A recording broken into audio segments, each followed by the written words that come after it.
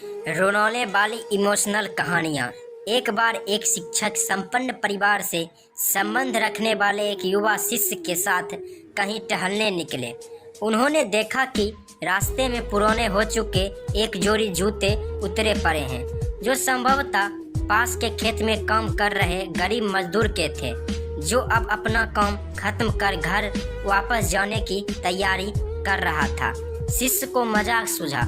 उसने शिक्षक से कहा, गुरुजी, क्यों न हम ये जूते कहीं छिपाकर झाड़ियों के पीछे छिप जाए। जब वो मजदूर इन्हें यहाँ नहीं पाकर घबराएगा तो बड़ा मजा आएगा। शिक्षक गंभीरता से बोला, किसी गरीब के साथ इस तरह का भद्दा मजाक करना ठीक नहीं है।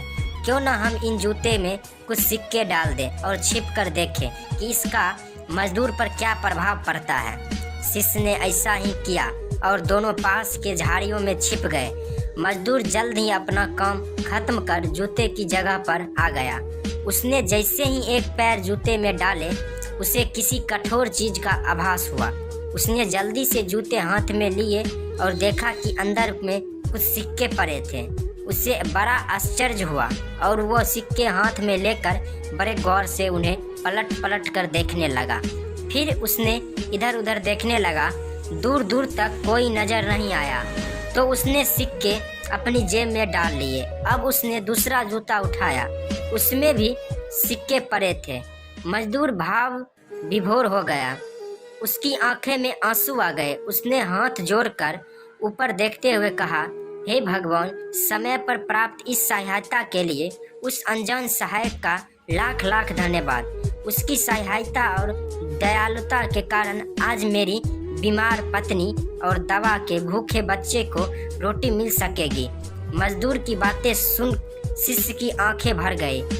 शिक्षक ने शिष्य से कहा, क्या तुम्हारी मजाक वाली बात की अपेक्षा जूते में सिक्के डालने से तुम्हें कम खुशी मिली?